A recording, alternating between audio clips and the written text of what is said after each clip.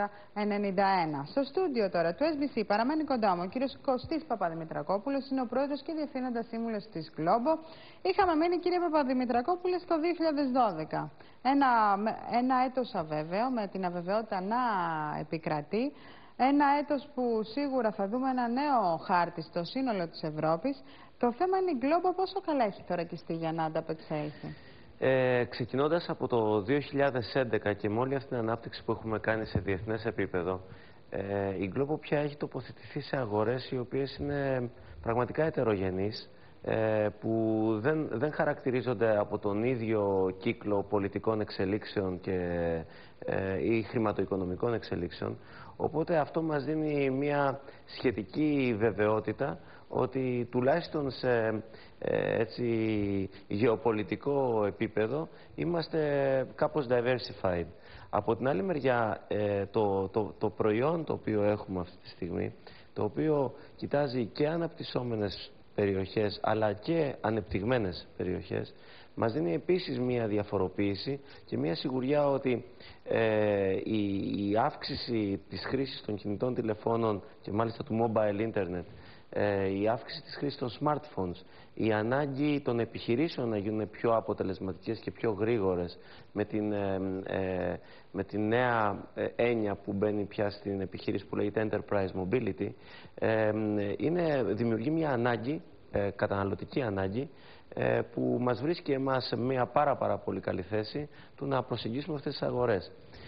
Άρα, έτσι συνοψίζοντας, πιστεύω ότι η Globo είναι πάρα πολύ καλά θωρακισμένη αυτή τη στιγμή έναντι των εξελίξεων των οποίων μπορεί να συμβούν. Το demand το οποίο έχουμε από όλες τις αγορές και για το νέο μας προϊόν, το Go Enterprise Server, είναι πάρα πολύ σημαντικό. Οπότε εκτιμούμε ότι θα είναι επίσης μια πάρα πολύ καλή χρονιά, όπως και φέτος. Ίσως και πολύ καλύτερη από φέτος, αλλά προς το παρόν είμαστε κρατημένοι, γιατί είναι μόνο ένας μήνας από τη στιγμή που λανσάραμε το καινούριο προϊόν και δεν έχουμε ακόμα χτίσει μοντέλο ή συνεργασίες τόσο μεγάλες για να μπορούμε να έχουμε πολύ σαφές δείγμα, για να μπορούμε να προβλέψουμε το τι αυτό το προϊόν θα φέρει. Τα υπόλοιπα όμως προϊόντα, τα οποία ούτως ή άλλως μας έχουν βάλει στις αναπτυσσόμενες περιοχές, μας δημιουργεί πολύ μεγάλη σιγουριά ότι θα συνεχίσουν να αναπτύσσονται. Μάλιστα. Και σχετικά με τη μετοχική σας σύνθεση, θα υπάρξουν διαφοροποίησεις ή ειδικά για τους θεσμικούς επενδυτές μας ενδιαφέρει? Γιατί μιλάμε για BlackRock και Fidelity. Αυτοί οι επενδυτές γενικώς δεν έχουν την τάση να κάνουν trading στη μετοχή. Μπαίνουν στη μετοχή, τοποθετούνται, είναι long, πολύ long θεσμικοί επενδυτές. Τους αρέσει να ακούν τα καλά νέα, μας παρακαλάνε εντός εισαγωγικών να πάρουμε και άλλα λεφτά και να κάνουμε νέο placement. Δεν το θέλουμε να το κάνουμε στην παρούσα φάση, γιατί πολύ απλά θα κάνει dilute τους υπόλοιπους μετόχους και δεν το θέλουμε.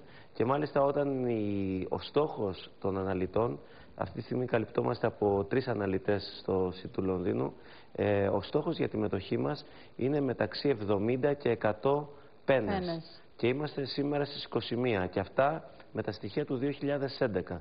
Άρα αν το δούμε φυσιολογικά, κάποια στιγμή και όσο τα πράγματα βελτιώνονται, το να αυξηθεί η τιμή της μετοχής και να μας φέρει κοντύτερα σε αυτά τα επίπεδα, εκεί θα μας κάνει ακόμα πιο άνετους να πούμε ότι μπορούμε να σηκώσουμε και νέα κεφάλαια για πρόσθετη ανάπτυξη, χωρίς όμως να δίνουμε την εταιρεία πάρα πολύ φτηνά. Μάλιστα. Κρατώντας αυτή την αισιοδοξία και πραγματικά σας ευχόμαστε να δείτε καλύτερα αποτελέσματα και στην πορεία της μετοχής και στο σύνολο της Globo το 2012 σε εσωτερικό και εξωτερικό.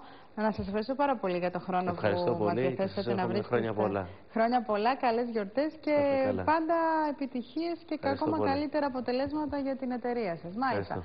Αυτά λοιπόν, φίλες και φίλοι. Globo Technologies, μια εταιρεία που βραβεύτηκε από τα βραβεία Κούρος και τηλεοπτικής επιχειρηματικότητας για την καλύτερη. Πήρε το βραβείο Ανάπτυξης και Καινοτομίας. Είδαμε τα αποτελέσματα. Βλέπουμε λοιπόν ότι υπάρχουν εταιρείες και εν μέσω κρίσης που πραγματικά δίνουν μια νότα αισιοδοξία σε όλο αυτό το δύσκολο ελληνικό επιχειρήν και τη δύσκολη κατάσταση που βιώνει η ελληνική οικονομία.